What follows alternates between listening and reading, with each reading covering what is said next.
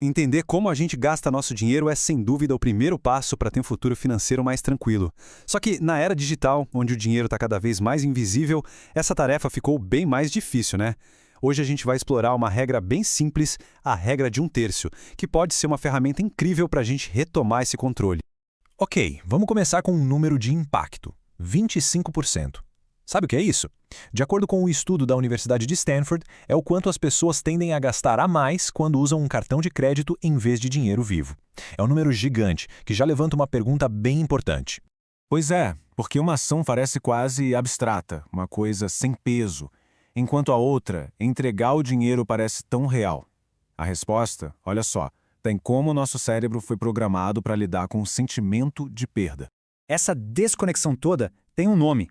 É o que a gente pode chamar de problema do gasto indolor. E olha, isso não é uma falha de caráter de ninguém, não. É, na verdade, um truque da nossa própria mente, que foi sendo moldado por décadas de evolução financeira.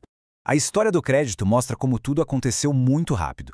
O que começou lá nos anos 20 como uma conveniência para pouquíssima gente, simplesmente explodiu em 1958.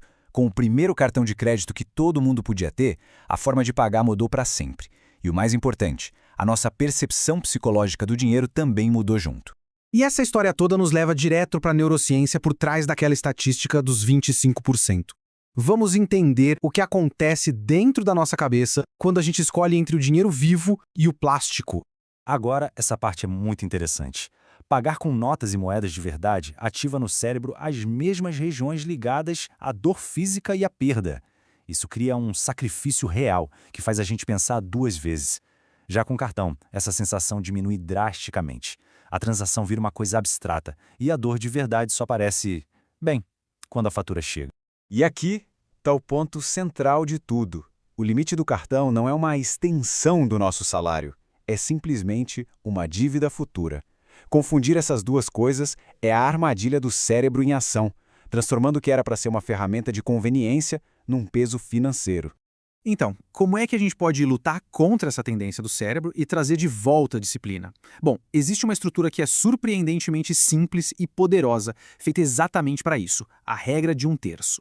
A regra é visualmente muito simples. A renda líquida, ou seja, o que sobra depois de pagar os impostos, é dividida em 3 partes iguaizinhas. 1/3 vai para pagar dívidas, 1/3 para poupar e investir e o outro terço para cobrir as despesas do dia a dia. De forma mais técnica, é uma estratégia que impõe equilíbrio. Ela nos força a alocar o dinheiro de forma consciente, garantindo que o pagamento de dívidas e a construção de um futuro financeiro tenham a mesma prioridade das nossas necessidades de agora. Mas isso não é só uma dica de orçamento, não. Uma pesquisa bem aprofundada analisou essa regra e descobriu que ela é sim matematicamente validada para promover estabilidade financeira e até reduzir o risco de falência. Vamos comparar rapidinho com a famosa regra 50-30-20. A diferença fundamental está aqui. A regra de 1/3 aloca impressionantes 66,6% da renda para fortalecer a base financeira, ou seja, pagar dívidas e poupar.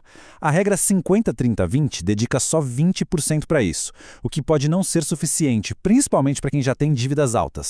Isso aqui ilustra perfeitamente o poder da regra. Essa citação da pesquisa resume o benefício duplo. Ela não só ajuda a quitar as dívidas, como, ao mesmo tempo, já vai construindo uma rede de segurança para o futuro.